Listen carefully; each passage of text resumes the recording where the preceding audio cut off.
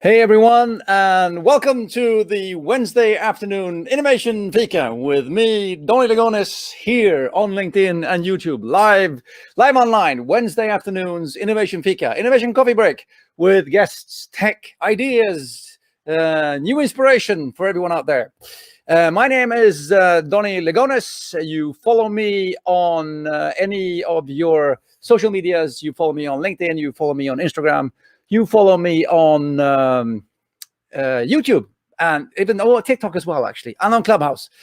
But Instagram and LinkedIn, my main channels for posting posts on entrepreneurship, innovation, startups, and inspiration every day, Monday to Friday. And then on Wednesdays at 2:30 p.m. Swedish, I go live with my Innovation Coffee Break, my Innovation Fika that you're watching now, hopefully, with a cool guest, usually with some challenging ideas as well. Well, always with challenging, not usually, always challenging ideas as well. Make sure to subscribe to my newsletter, innovationfika.com. Go to innovationfika.com and subscribe to my newsletter, because then every Monday you'll get a short newsletter with last week's link to the Innovation Fika, the recording, the coming week's link for the upcoming live stream, and then, of course, a selected post from the week before on the topic that I was talking about. Enough about me, enough about that. Now over to the main part of the show. I am very, very happy to introduce to you a dear friend of mine, another dear friend of mine, Mr. Mr. Michel. Mr. Yeah. Michel. How good to see you, sir. Welcome to the show. Thank you. I know that you have just as much or even more experience of StreamYard live streaming. You do Monday mornings, don't you? Yeah, that as well. Yeah. So yeah, Monday mornings. Well. What else do you do? I mean, I know you do Monday mornings, 8 o'clock in the morning. You do your good morning thing. That's Swedish, though, isn't it? In Swedish? Yeah, it's in Swedish. We start to do it in English as well, but. No, I mean every day I have live stream sessions with groups from basically all over Sweden and also various countries in the world. So that's our thing, live and online. That's how we work. Live and online. That's how we work. I know. And I always say, the joy of going live, because you have an idea what's going to happen, but you never really know what's going to happen. And I mean that's kind of why I enjoy the live thing. Anyway, welcome to the show. We have a short coffee break. I saw you had your coffee. I have my coffee. Yeah. A short coffee break here today about competition. And I know that I felt when I was thinking to myself, I need to do a theme about competition and competing. And the first person that popped up in my mind was you, because I know that I know you talk about sales and you're a very, very good sales coach and you help startups with their sales.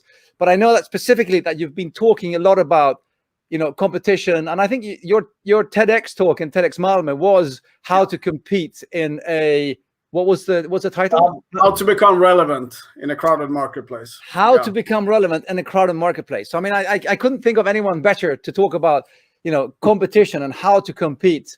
I mean, but first of all, let's just start with the easiest question. I mean, is competition good? Yeah, we should embrace competition. I think we talk so little about it, but I think it deserves, of course, more highlights, because competition is good. I embrace competition. Yeah, I mean, if you look at sports, the better competition, the better teams, and I think it's just the same in business as well.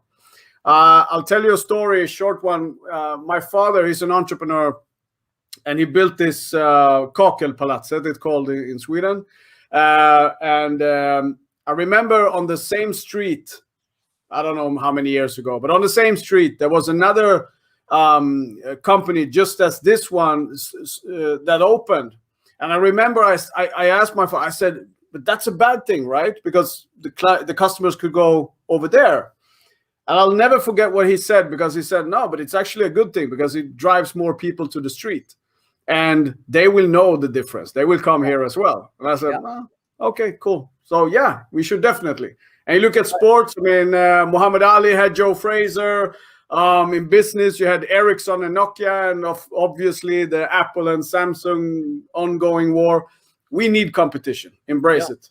And I think that the story about your dad is really, really true, because I mean, look at any cluster of shops, because you go to, I mean, I know Bike Street in Gothenburg, Göteborg, where all of the motorbike stores and all of the, I mean, automotive car stores have always been in the same kind of area, because, you know, you go there and that's where people go to look at cars. And it's kind of, you know, it wouldn't be as good if you'd spread all of these like 10 shops out into 10 different areas. So, I mean, competition is good in that sense, definitely. And it also keeps us on our toes. But how do you, I mean, when many times I hear startups saying, and the good thing with us is that we don't have any competition. I know. Wow. For now, I always say.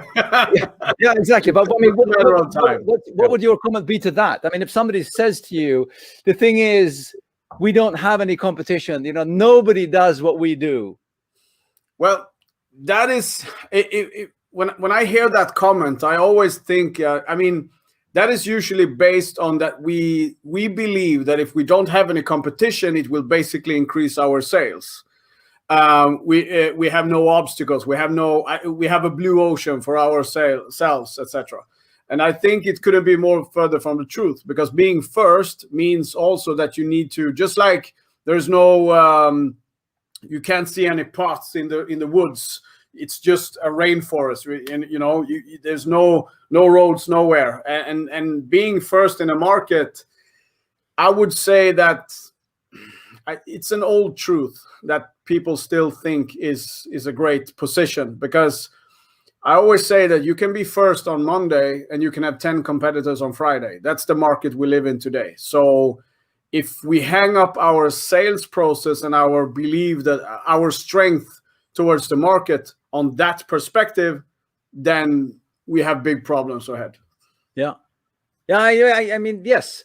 And I think that I always think that when people say we don't have a competition, I always go, well, is there a market then? I mean, if nobody seems to be buying what you're selling, then who's going to buy what you're going to sell? I mean, you know, being first is also taking the hit of teaching a market what you're selling. I mean, that history is full of examples of not the first. I mean, Apple didn't invent, they weren't first with either digital music or smartphones.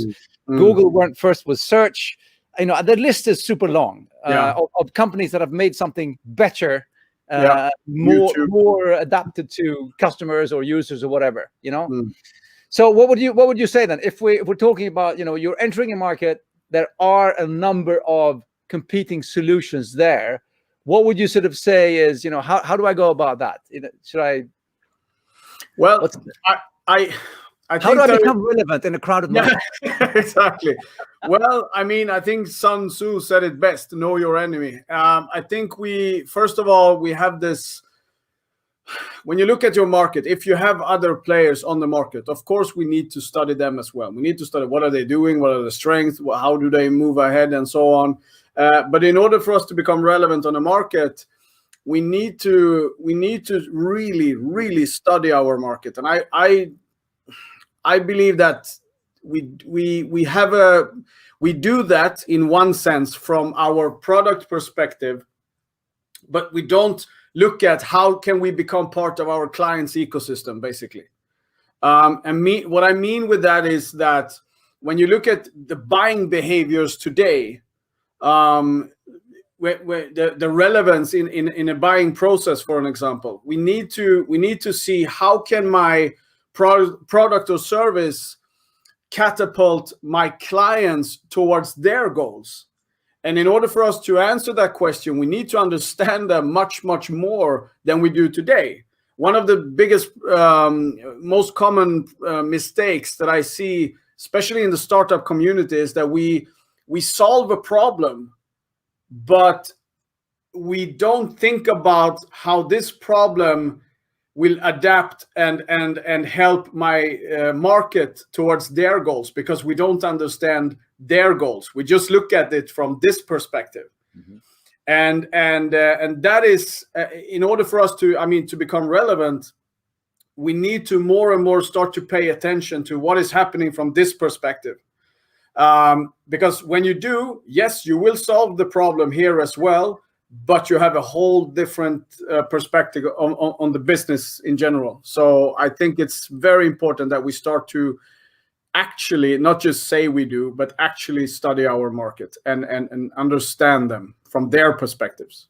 Yeah, and then I guess that goes for the competition in the market as well. I mean, and understanding what you're up against, and becoming sort of street smart in your own domain, kind of thing. Yeah, it is. I mean, if you look at the competition, I heard, actually, I was in a meeting today, and I heard somewhere almost that sentence came. But we are unique. We haven't we have no competitors and so on.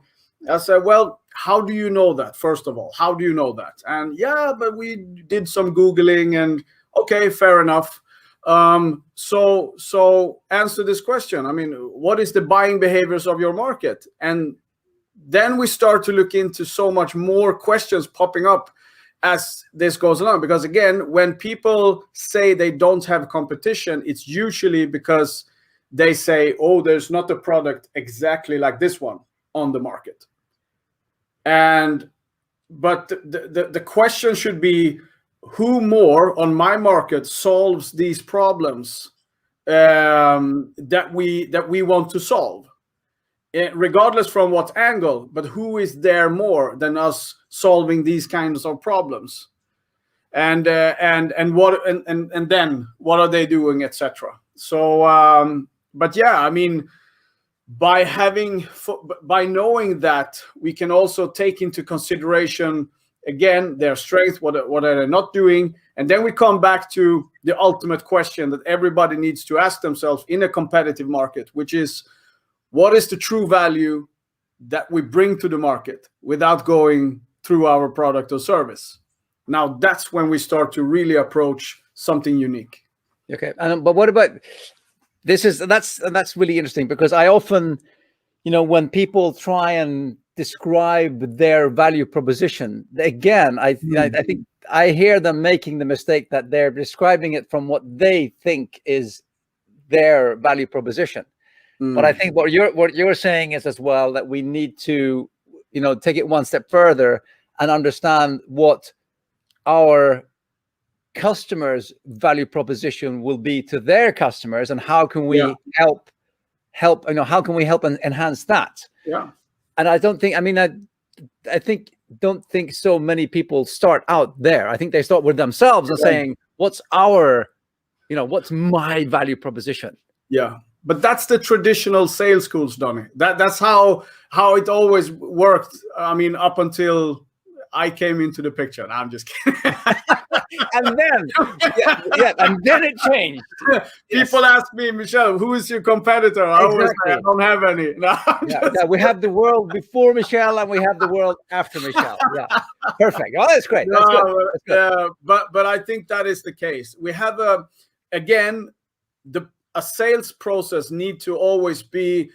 It has to always spar, so to say, with the market all the time. Usually we separate these two narratives, which creates a very reactive sales process when it should be proactive. And this is the problem. When you look at so many businesses today, they tend to have these reactive sales processes where they kind of they don't need to. In a reactive sales process, you are focusing from your product or service and forward. But with a proactive sales process, I need to understand the landscape so many steps ahead. Just by asking ourselves this question, okay, how does my client, how do they make money in their business? Do we understand that? Because if you don't, this is about knowing the chain of the chain of events and the values from their perspective again.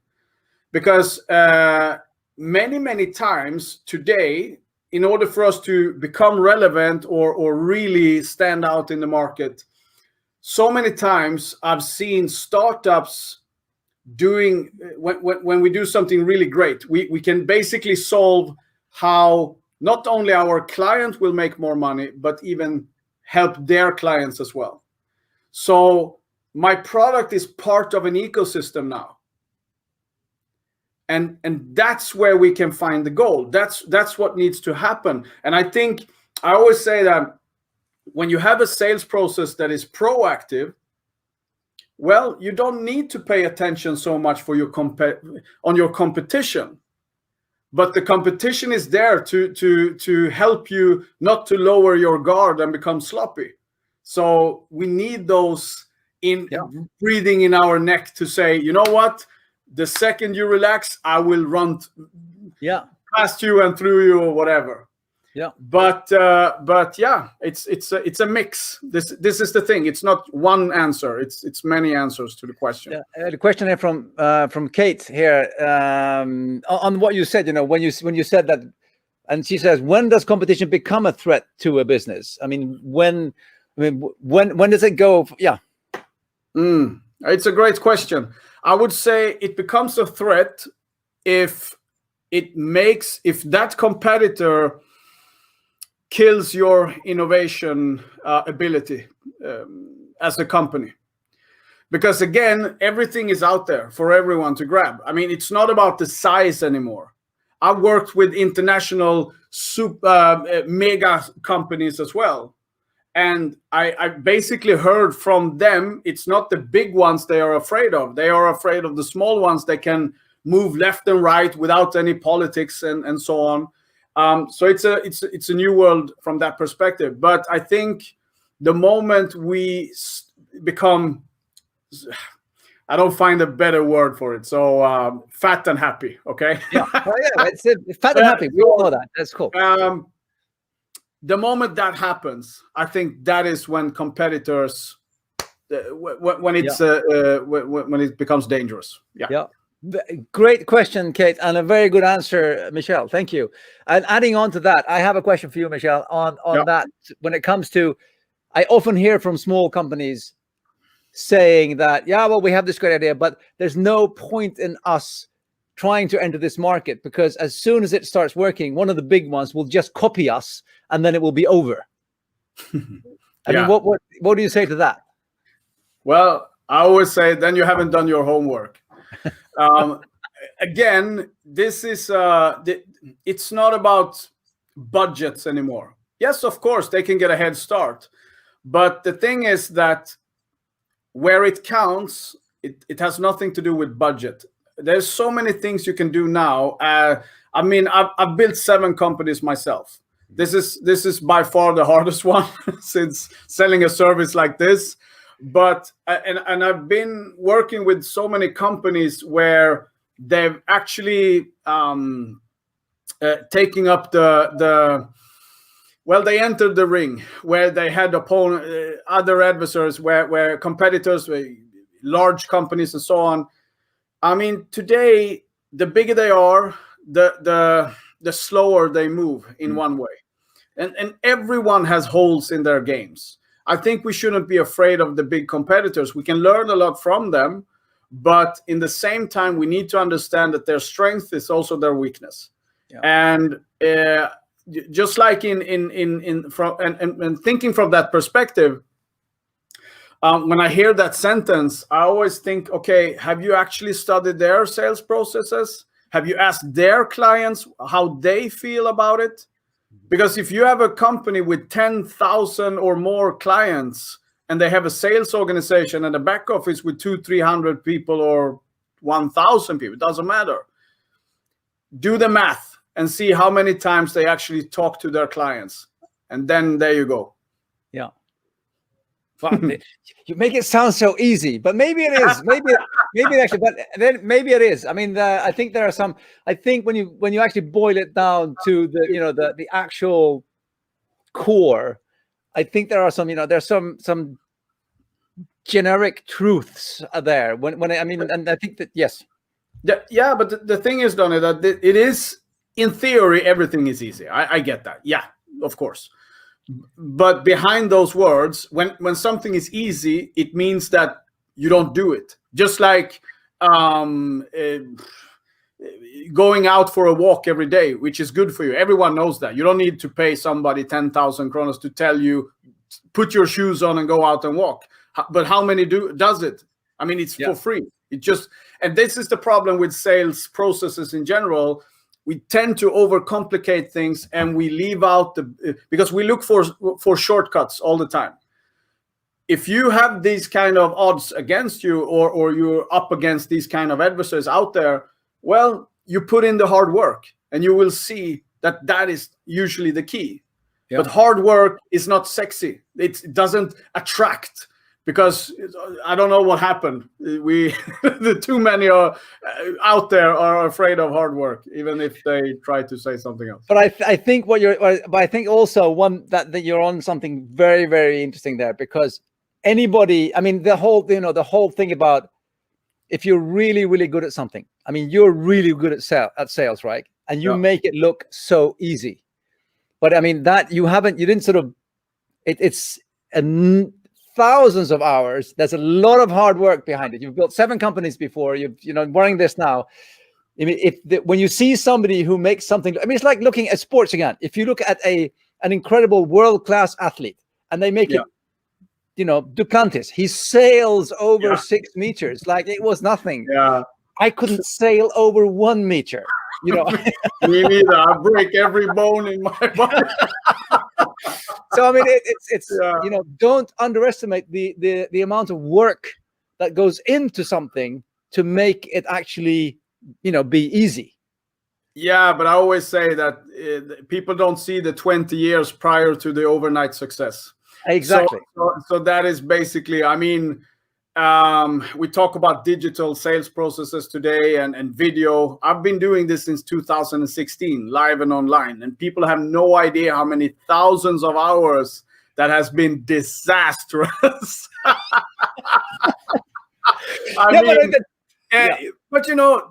that is what it is. I mean, you forge a sword in 1500 degrees Celsius, and that is basically the same with any craft. And But it's the same thing. I mean, and that's, we could probably talk about this for another 3 hours. But the sales call, and people are saying, "Oh, it's so hard to pick up the phone and make a call and speak to somebody." And I go, "Yeah, but how many times have you tried it?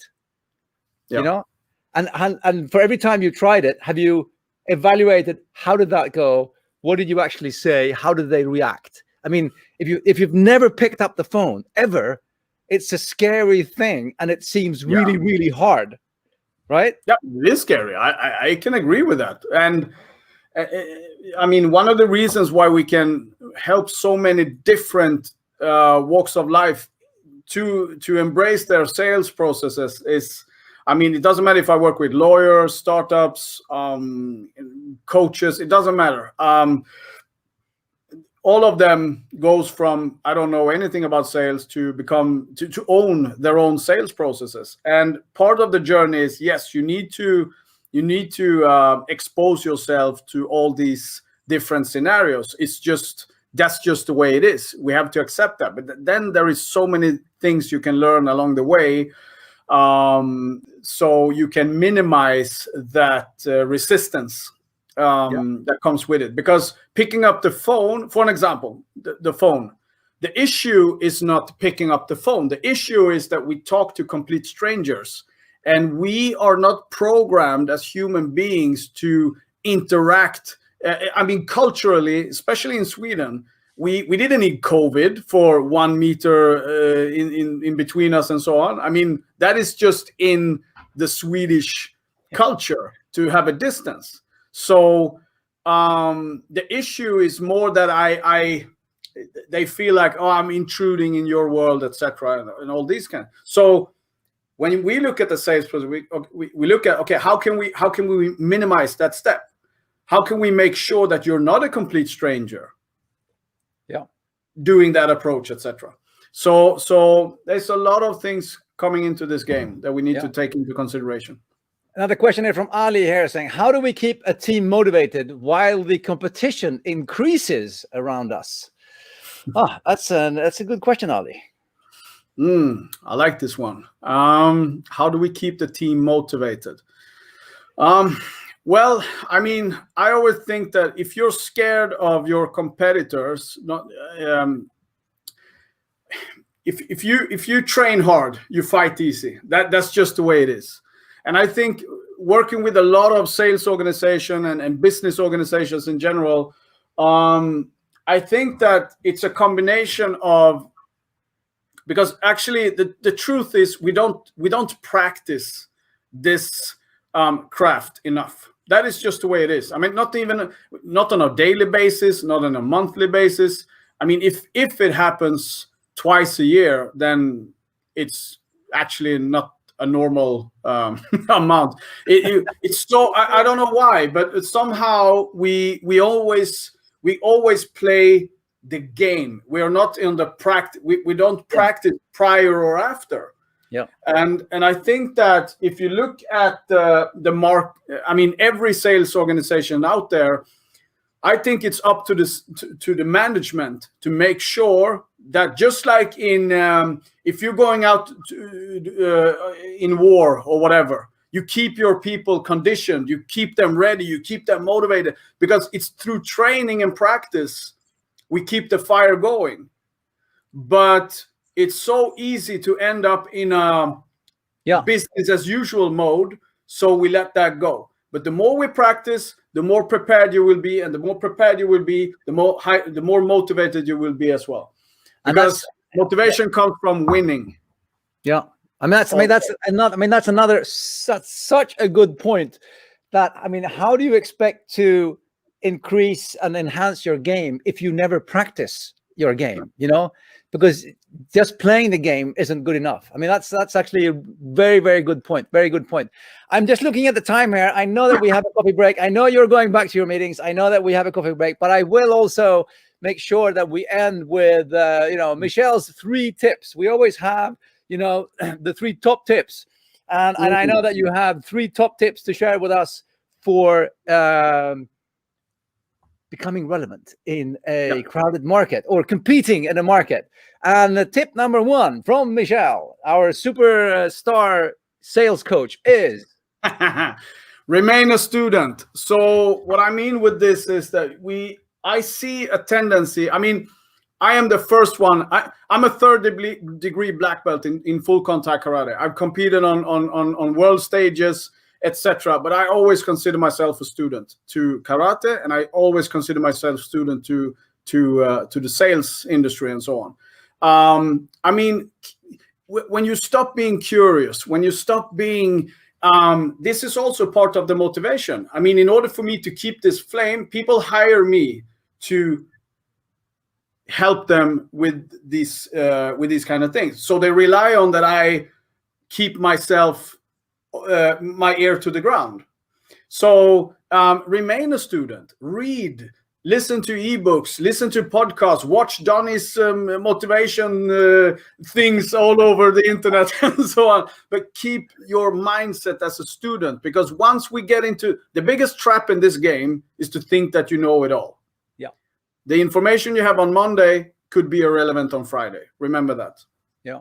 Very good. That's tip number 1. Tip number 2 from the superstar sales coach and business coach, Michel, is... you are the umami of your own story. Please, like this, I'm on my knees now. Throw out your PowerPoint, throw out your PDFs, throw out everything, and start to dare to put yourself, the story. You are the star of the story. I don't care if you're part of a team or if you are the team. You are the star, and you need to realize that the market will buy you first. So be comfortable in your own skin, and then you'll see what magic it will create. Wonderful. And number 3 is... take action. My God, I've seen so many people end up on Tomorrow Island, and I promise you, nothing happens on Tomorrow Island. Take action, take action, take action. I don't care how good you are. Step into the ring, lace up, and let's go. Wonderful. Thank you, Michel. Thank you for this half-an-hour coffee break. And thank you, everyone out there. Thank you, Ali and Kate, and all the questions. This keep the questions going in the forum. I will release a cut version of this video as well to share with you all. Michel, thank you so much for taking time today. Thank you, have guys. a great day. Monday mornings, 8 a.m., right? 8 a.m. Monday mornings. We'll be there. But this coming Monday is a bank. Are you doing it on Monday? Maybe. I don't know. Maybe. Okay. Yeah, but anyway, Monday mornings, 8 a.m. Michel live on LinkedIn. Take care. Have a great day, everyone. Bye.